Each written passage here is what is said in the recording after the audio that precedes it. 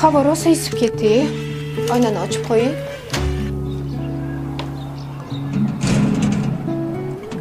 Chiqindi tashuvchilar yana kelishibdi. Yaxshi ham shular bor. Issiqni issiq demasdan, sovuqni sovuq demasdan har doim ishlashadi. Yana chiqindilarni vaqtida olib ketishadi. Ha, to'g'ri aytasan, baraka topsin.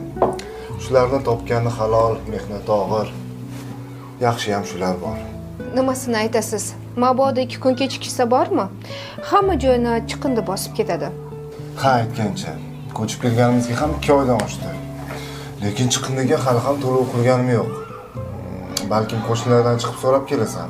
Voy, hozir borsam 2 oydan buyon hali ham to'lamaganmisizlar chiqindiga desa, uyalaman adasi. Obbo, qayerga qaysi hisob raqamga to'lashni bilmayapmiz deysan, shu ham muammomi? Xo'p, unda men surishtirib kela qoling.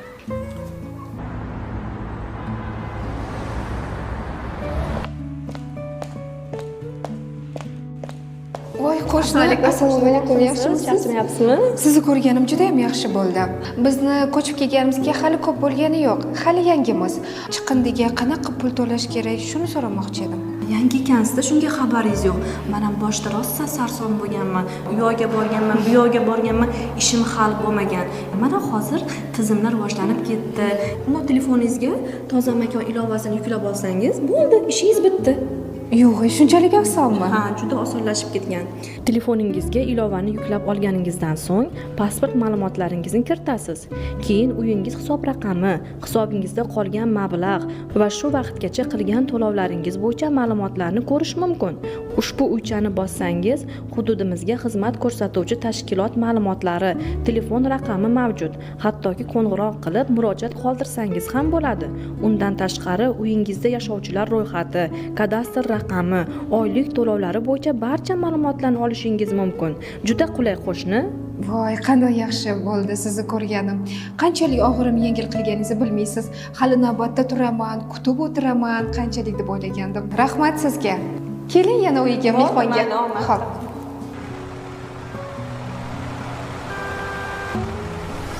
Onasi qolma.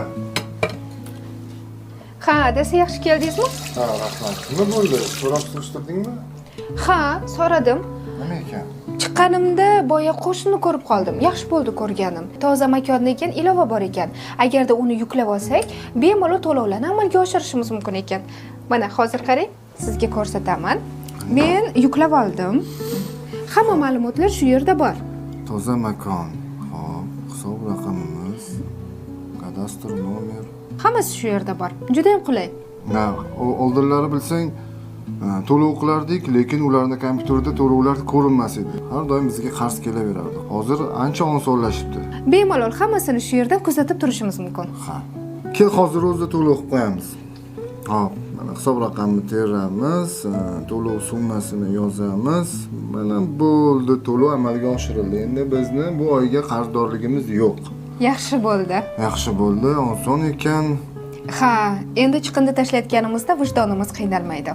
Axir biz tashlagan chiqindilar ortida qancha insonlar mehnat qilishadi, to'g'rimi? To'g'ri aytasan onasi. Inson birovning mehnatini qanchalik qadrlasa, o'zi ham qadr topadi.